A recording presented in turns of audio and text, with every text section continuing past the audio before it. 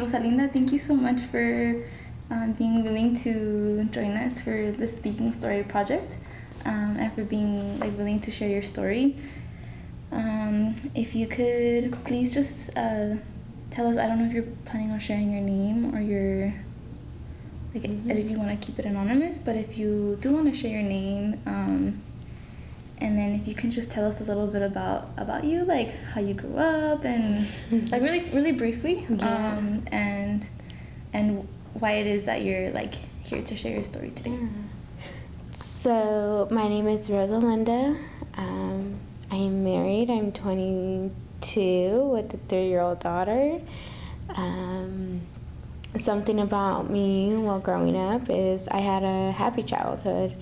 Nothing bad that I can think of. It was just like an ordinary homemaker mom, dad working, and us just being focused on school. So a lot of, I guess, my story, a lot of people relate to me having a bad childhood, but I would like to clear that out. No, I had a wonderful childhood, and the choices that I made now does not reflect from trauma or anything like that. Mm-hmm. But yes.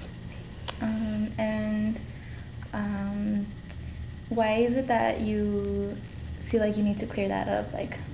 Are there any assumptions that people have made about you? Yes, because the story, or my story, I am acceptance of reality. It did happen, and it is okay to talk about it. When the exception of hearing someone getting an abortion, it's why? Is there something happen when you're growing up? It's it's assumption of childhood trauma or anything like that.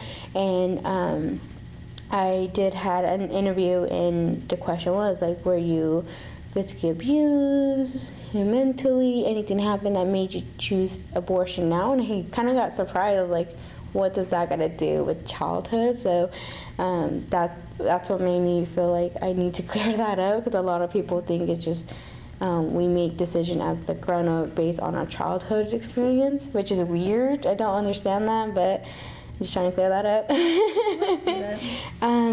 I had an interview the other day. I don't remember her name, but she had asked me that, and which it was kind of breathtaking when I heard that question. And so first time hearing that too. So I mean, if it was the first time, obviously there's might be other people that think that too. So just decided to clear that up. So can you tell me a little bit about your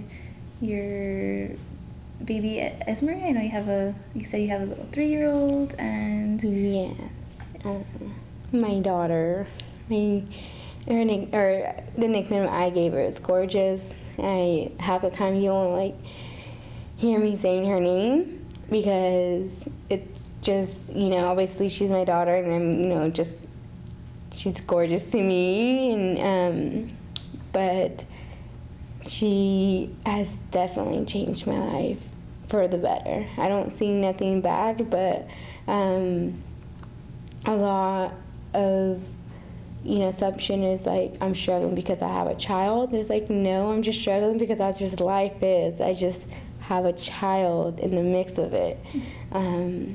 But she's thriving. She's in preschool, very smart for her little age, bright, and so funny. She makes these silly faces out of nowhere, and when she knows she's in trouble, she'll make this she'll get her 2 hands and cover her eyes because she knows she's in trouble, and then she'll get this bright smile just so we can be oh, that's cute, and so she's trying to get away with a lot of stuff, so I give her props for trying. But yeah, I just love my daughter. What are some of the assumptions that people have made of you as a young parent?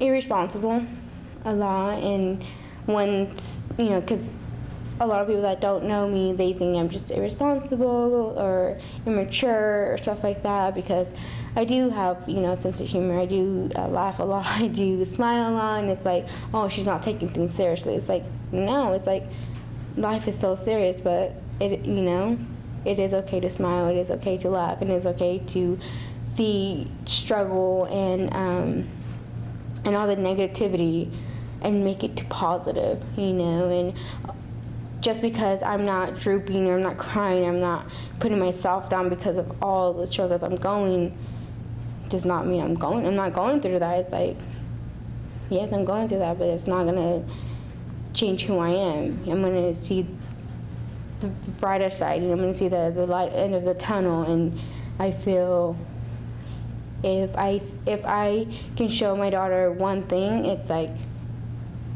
be positive, because in this world, like, everybody's gonna try to knock you down. And if one thing I can teach her is like, smile and just tell yourself, like, it's gonna be okay. One day, like, today was bad, but tomorrow's another day. And let's look at the brighter side. We're here, we're healthy. Yeah, we might, struggle here, but I don't feel, and that's my biggest goal is to be in a place in the future of knowing I'm not struggling anymore, of feeling comfortable, and not like stressing if the bills are gonna be paid or the rent. It's just like knowing, like, I worked so hard, and the day that I can sit on a rocking chair and sip a coffee and know that I don't have to worry about anything, because I know that my job or the career that I choose pays for that, and my hard work of going to school and all that stuff will be paid off. So that's my biggest, like, I want that in the future. And I know you mentioned in the beginning of this video that you wanted to share your story of you having an abortion. Would you mind sharing, like, what that process was like for you? What led up to you deciding to have an abortion? Yes. Oh my goodness. Yes. At the time when I did get pregnant with the second pregnancy of mine, that was like just a rough patch of me and my husband, because at the time we weren't together, and we had been apart or separate, what I'd say, for a year, and then we got together. We just had sex unprotectedly, and I just thought that I wouldn't get pregnant because I just got off the double shot, and they just told me, like, oh, it takes time to get pregnant, this and that. I've been on for like almost 2 years, so they're like, yeah, you're gonna have, if you're trying to conceive, it's not gonna happen right away. And I said, okay, of course, but doctors don't know a woman's body so well to say that. So I just went with the word, and I was like, okay. And so me and my husband, got back together. We're still working things out. I'm not saying, everything's perfect, but and then I believe 5 weeks. I was 5 weeks when I kind of noticed some symptoms of, like, he made, breakfast, and I just felt nausea, like the smell of papas, which, French fries, was just too much for me. I was like, whoa, like, oh, that smell. And that moment I was like, I'm pregnant. And my husband had to serve himself and serve me a plate, but then I told him, like, no thank you, that I was just feeling sick. So he went to the couch and ate with our daughter, and I remember turning to him and saying, I'm so sorry I might lose your appetite, but I feel like I'm pregnant. And he was like, are you serious? Like, are you sure? And he said, I am positive. And he said, okay. And he's like, do you want to talk about it? And I just started crying and said, no. So I ran to my room, just started crying. And then a few days later, we took a pregnancy test, and right then they're just positive. It was not even like, clear. We get, 2 line, no, just boom, like positive. Like, yep, you're pregnant. Like a slap in the face. Like, yep, like you're pregnant. And I remember taking the pregnancy in my restroom in my apartment, and this feeling of like like disappointment of like I wasn't ready. And the feeling when I found out I was pregnant with my daughter was joy, was, you know, oh my goodness, you know. And with this one, it's like, I'm just not ready. And I cried, and I kept saying, like, you know, like having, like, you know, my hands over my stomach, like hugging myself. And I kept saying, like, I'm sorry, but I'm not ready, you know. And I'm, you know, just hope in the future, if, you know, once I'm in a better place of financially and, you know, stable, like, if you want to come back, I will have my arms open and say, welcome to our family. But I just felt like I let the, you know, my second child down. I let myself down. I let my family down. I let my daughter down, because it was just hard, because at the time she was so in diapers, and, you know, and it just money-wise was just horrible. And I felt like it wasn't fair to bring another child into that world of I didn't want to feel like angry, like, because I had another child, you know, with the attitude. It's like, that shouldn't be that way. It should be like, I had another child, a happy face, instead of like, and then feeling that anger towards like, well, I had a child and now I'm struggling even more, and it wasn't fair for my daughter to, like, I'm barely making it and giving her what she, you know, needs, not want, but needs. And that to me, like, broke me. It's like, now I can't, probably won't even give her the things that she needs, because I'm here trying to support another one. So after that day, my husband had came from work, and, you know, we settled down, and our daughter, she was taking a nap, and we just talked, and I remember telling him, like, what are your thoughts? And he said, and he asked me, what are your thoughts? Because I'm sure you have a lot to say than I do. And I just, like, looked down, and I said, I started crying. I said, I'm not ready. And he said, I'm sorry, I'm not ready. Like, I was apologizing to my husband.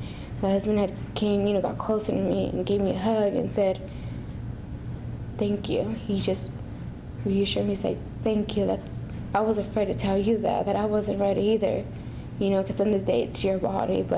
And he said, even if I didn't, you know, wasn't ready and you were like on board with it, I would still be her supportive. But I'm just, you know, feel like we're barely, you know, reconnecting our marriage ourselves, and then, you know, trying to figure out ways to make ends meet. I was just scared, and he just supported me all the way. He said, whatever you want to do, I'm here to support you. And I said, I remember asking him, I said, would you hate me? And he said, no. He said, I will never hate you. And then I told him, would you ever have anger towards me in the future? Because you might say that now, but what if we separate? What if, you know, you attack me on that, like I'm a baby killer, you know? And that moment, he started crying. And he said, you have the biggest heart that I've known. And you need to stop beating yourself. And he reassured me that this decision is just not mine, it's both of us. And he was giving me the okay from his side, a point of, we're just not ready. And when we, you know, I said, well, how are we going to do this? Because I don't know anything about abortion. I mean, I know, but actually doing the appointments and all that stuff, I don't know. And he said, well, whatever you feel it's right, whoever you feel to go into, you know, go for it. And just let me be aware. And I said, okay. So I think that day, I'm not sure, or the next day, I was working. I had a child care for Teen Success at Act for Men Girls, and we were, you know, we had moved to another location, and we were just fixing it up before the babies and the mommies came. And one of Amy, her name was Amy, her and Michelle were my teen success facilitator, and I remember her telling us a story that she had an abortion too at a young age. And so I went to her, like trustfully, and I told her not about me wanting an abortion, but just like, just wanting to see her point of view. And I told her, do you regret it? And she gave me a blunt saying no, like no, because I wasn't ready at the time, and that's okay. And so I said okay. So that day ended, the next day I went to the office and I told her, like, may I speak with you in your office privately? And she said, yeah. I went in, I closed the door, and my heart is like racing. Like, I feel like hot flashes, like my whole body is like hot. I'm scared to even say the word, right? So I remember going to her office, sitting down, and she said, okay, what's up, Rosalinda? Like, what's going on? And I just looked down, and at that moment, I felt like it wasn't even playing. It was like, okay, something's really going on. And she said, what's wrong? And I couldn't even say it. So I had my bag, a little small little black white purse. I put it on my lap. I remember just pulling out the pregnancy test and showing her. And her face was like, you're pregnant? And I said, yes. And then the next question was, what do you want to do? And I said, I'm not ready. And then she said, it's okay. And she had helped me to make the call and, to get that first step. And now I just don't want to reveal the person who took me, because I don't want to put her in danger with her job. But a very close friend of mine took me, and I think I made the phone call on Monday, and by that Friday I had the appointment, and I went. And at the time, my husband was telling me, like, do you want me to be there? And I said, of course, I was like, yes and no. And I just told him, like, well, I would feel more comfortable if you were here with our daughter. And he said, okay. It's like, whatever, I want to make you comfortable. And he always reassured me, like, before I had left, he said, he's like, one thing before I go, I really don't want you doing this, because I don't want you feeling like I'm pressuring you just because I agree with you. And I said, no. I said, okay. And then he said, well, have a safe trip, contact me. And it was just hard because I wasn't thinking, but when I was there, I wish he was there. Like, having, my partner, my husband there, making this, like, real difficult decision. So, I'm there registering, and within 5 minutes they called me back. My friend has stayed back, so I can go privately. And then they put me in this, like, huge, it was a big room, it was big. I was like, whoa. And they had told me that what I wanted to do, like, what action, like, method I would want to do to get the abortion. He said, I would like to take the pill, because we take pills every day with headaches, ibuprofen, Tylenol. That's just something easy, right? And I told her, if I can't do that, it's fine. I'd rather just get up and leave, because anything else, I would not be able to do it. Knowing myself, I could not do it. So they checked me. They told me I was 7 weeks, which I added the time, which was wrong. I knew I was 6 weeks, not 7. But of course, I didn't want to fight with them. And then the lady did an ultrasound, and she had asked me, do you want to see it? I should have said no, but I said yes. And I broke down, because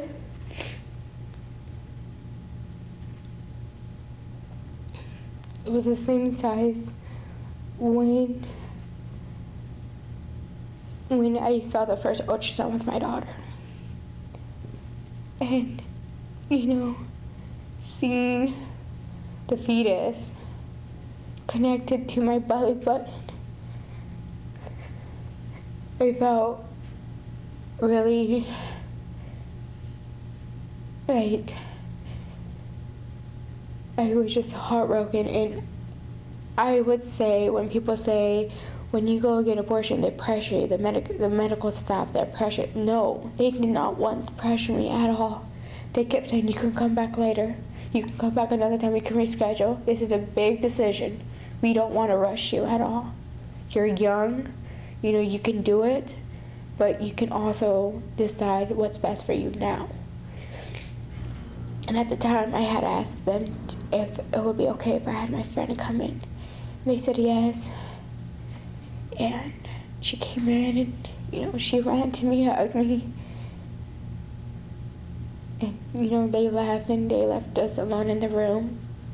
And then from there, she said, you can do whatever you want. Don't feel that, she said, well, she said, don't make the decision on behalf of others. Make the decision for you. So all these people that I've been having, you know, thoughts, like I wanted to do, but I was hesitating. Like, everybody kept telling me, it's your decision, it's your body, it's whatever you feel comfortable. Those comments really made me reassure, like, it is okay. But she also reassured me, like, if you feel like, you know, we're here, you know, don't feel bad that, you know, we came for a long drive, and don't think that I wasted my gas. Don't think about that. Just think what's best for you at this moment. And, you know, before she had came, they had printed out the ultrasound and gave me the picture, and I was holding it in my hand, and I showed it to my friend, and she's like, I know it hurts, I know, but you'll be all right. And then, so she then, like, I calmed down, and then the nurse had walked in the room, and she said, have you thought about it? And I said, yeah. And then she said, what would you like to do? And in her eyes, she probably thought I was gonna say, I will come back, or I want to keep it. And I said, I would like to proceed the procedure. And her eyes was like, okay. Like, her eyes I didn't see judgment in her eyes. It was just like, okay, I understand, you know. And at 3:43, I believe, I took the first pill, and then they said that the pill that I took, the first one, was gonna stop the nutrition going to the fetus, and that's just gonna stop. And she said, before you take this pill, I need you to understand something. Many women will take this pill and then the next day regret it and will make themselves throw up so they can keep their child. Out of many, I can't say a number, but don't, when they take this pill, it's finalized. And then, so if you feel that way, I'd rather you not take this pill. And I said, no, it hurts, but I'm certain and I'm positive this is the right decision for me and for my family. And then the doctor was like, okay. And so she gave me one, and she looked at the time and she wrote it down. I remember looking at it, and it was I want to say from 3:30 to 3:40,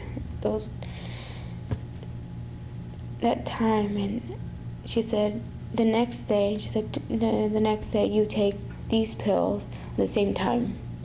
I said, okay. So I took the pill, and it was just like this feeling of, I wouldn't say relief, but it was just like a feeling I can't really describe, but it was just something scary. And at that moment, even though I had a friend there, even though I had, supportive nurses and the doctor, at that moment I just felt alone, because no one in my family talked about abortion. No one that I knew had abortion, and it just felt like I was like the only one. And so the next day, at the same time, I took the pill, and within minutes, I'm not saying hours, I mean within minutes, I took the pill, sat down on the couch, and then a sharp pain came. And I was like, and my mom was in the kitchen. She had came visited me. And I made like this loud like ugh noise, like like, you know, and my mom was like, what's wrong? And I said, I think I'm gonna start my period. That was a lie. That was the biggest lie. I couldn't tell her. And my husband was there, and he said, what do you want me to do? I said, take me to the restroom, take me to the restroom. He took me.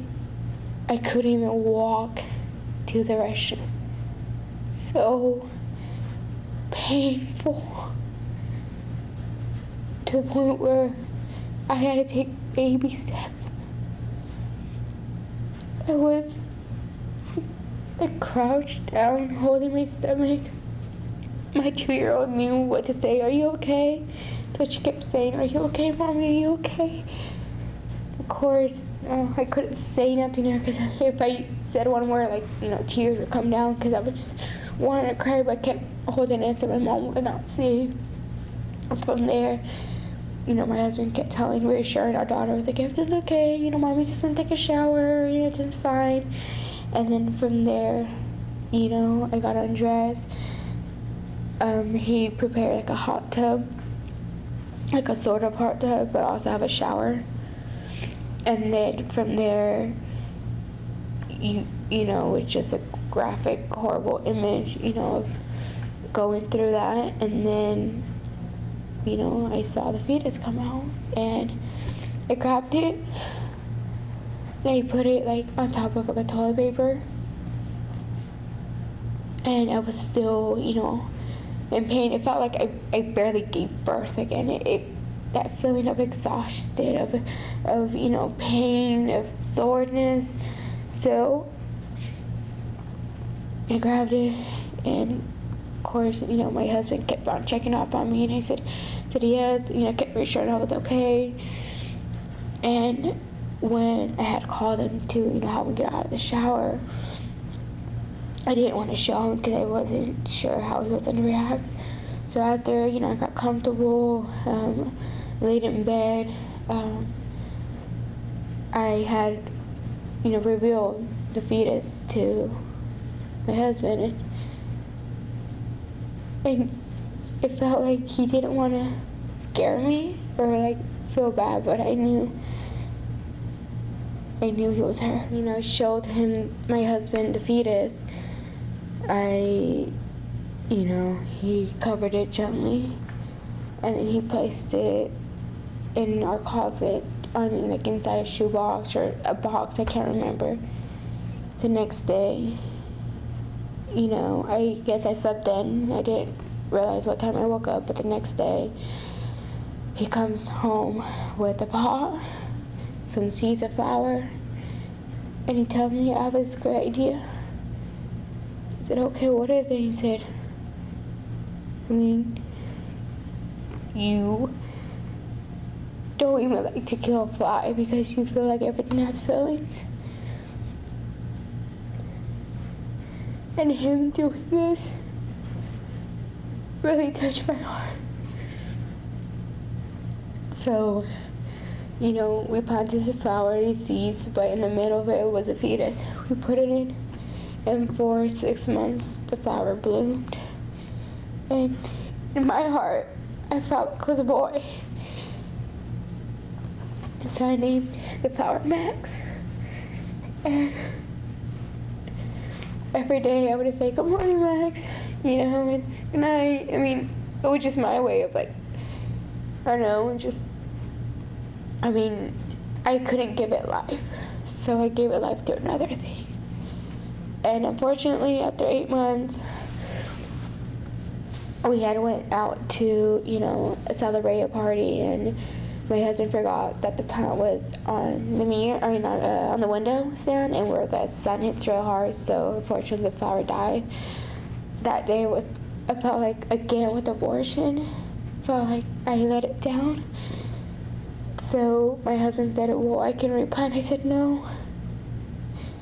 I said, this was a good way, maybe in the beginning, but let's face it, gone.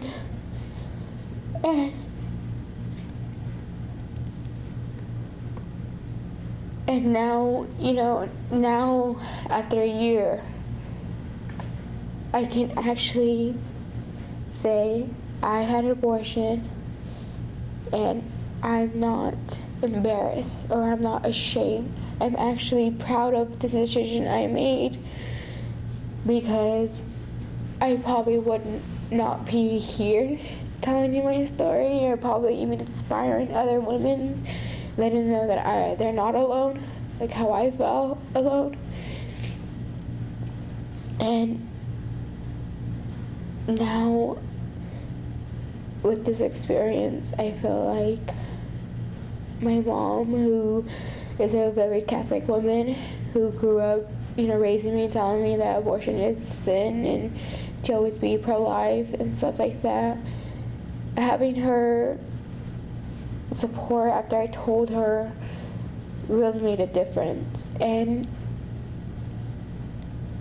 even though we might say things like, oh, if this happened, I might react this way, that doesn't really happen, because when it really happens at that moment, you don't know how you're going to react. You don't know what to say. So having my mom there and telling me, these motivation things, and, not crushing me or not judging me or not even 1 minute like putting me down, it made me feel better. And it, of course, everybody has their own ways of dealing with tragedy or trauma or anything they go through. The first 6-7 months of it, I didn't say anything to anyone, no one. I was scared. I was kind of embarrassed, kind of like something you want to put your head down to. And with the support of ACT from the girls, with the support of my mom, and the support of my husband, it just made me feel like it is okay. Life will be okay in the future. And now I'm just focusing on reaching out and pretty much giving a voice. And even though many people may say rude and awful things to me, I can always just look them in the face and be like, that's your opinion, and I have mine. You're entitled to yours, I'm entitled to mine. And if they want to keep going with negative, I always backfire with mine, because I guess my husband always tells me I have a tape in my brain that I can respond quickly, whether conversation or confrontations or anything like that. I have ready something. I may have a pause moment, but once I get it, I can go for it. And having my husband always tell me doesn't matter what anyone thinks, you should be proud of what you accomplished now. And he every day he always tells me, I'm proud of you, I love you, and thank you for giving us a try again. If you're gonna have abortion, that's fine, that's your body, that's your choice. For example, for me, it was an accident. It was not supposed to happen, and thank God that I had Planned Parenthood, and they helped me.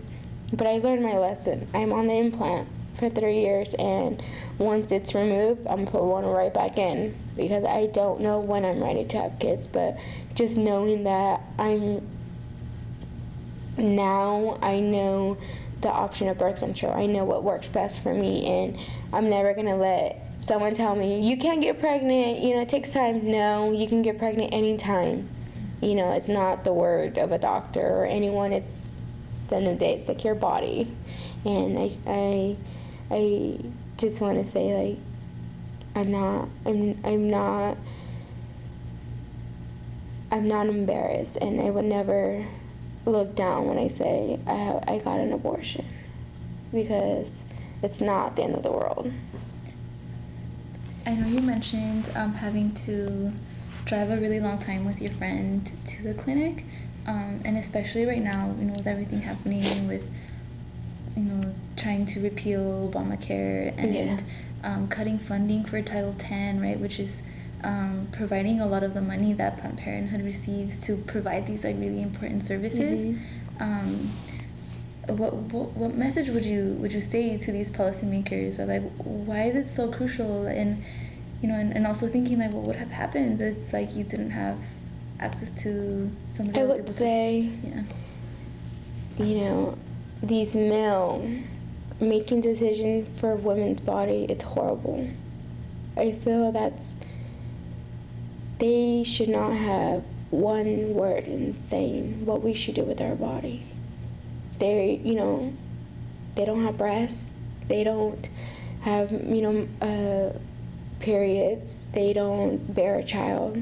They don't go through what women go through. So how can they put their input on just exceptions or just what their wives are going through or whatever? It's like, no, every woman's different. Every body's different. And I would say that's just horrible, because I would understand if it was women, but it's not. It's men. And having men have the power to tell us what to do, that's horrible. I feel if I didn't have parenthood and if I didn't have this access, they want to say,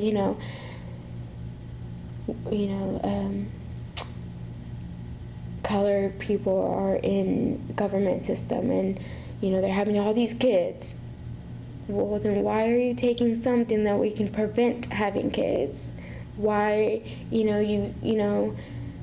am getting government assistance, but that's not my plan to stay on it forever. It's just a help. And I do understand that, it's billions of money every year from taxes, but I'm paying taxes too.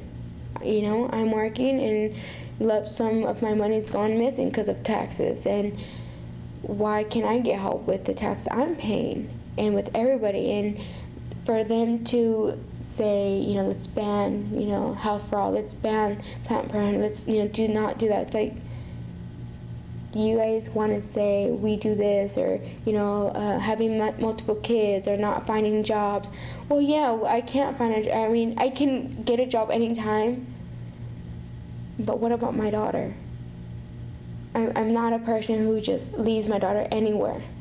I'm gonna make sure she's in a safe environment. So yeah, it is hard when I can't find a trustworthy babysitter or daycare every single day, when things unexpectedly happen.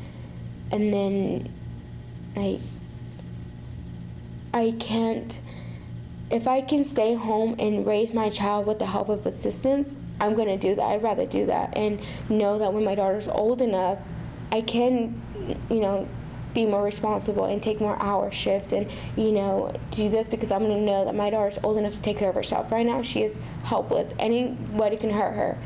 I'm here to protect her. And for someone to tell me, oh, let's get rid of this, let's get rid of that, it's like, you do not see the problem here. You're just trying to make it easier for you, but it's like, they don't even know what us women go through every day. So it breaks my heart, and I get, like, I don't even want to say the wrong thing, but it's like, it's just like a slap in every woman's face of, like, again, we don't really, what woman equality is that if we can't even have saying what we should do with our bodies? And and I am thankful for Planned Parenthood. I am forever be grateful for them. My experience was not horrible. My experience was wonderful, and having their support and reassuring, like, how can they say let's do this, but then you wonder why these women are having multiple kids, because they're not going to have the access that I had at the time,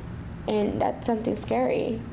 And a lot of women like myself, I can't afford prescription. I can't afford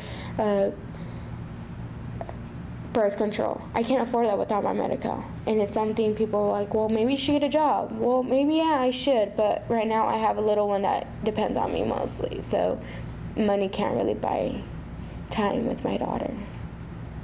I would say they just need to stop with trying to remove items that, one, they don't even got to worry about. Two, is not going to affect them. I mean, with the economy, it's economy. Like, get over it. We're all going to end up, 6 feet under or ashes at the end of the day. Like, we're all going to die. Why not just leave how things are, or even improve things what they are, and just go by day. Why are you going to keep removing things? And why you keep, trying to put your 2 cents in something that you guys don't even know what you guys are talking about? Like, they just need to stop with that. Like, it gets me mad.